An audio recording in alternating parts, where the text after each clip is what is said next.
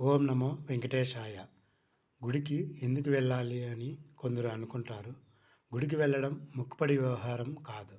ఆలయాలను దర్శించుకోవడం వెనుక శాస్త్రీయ ప్రయోజనాలు ఉన్నాయి.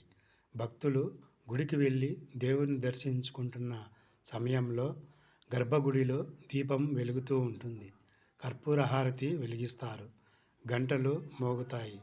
తీర్థప్రసాదాలు ఇస్తారు.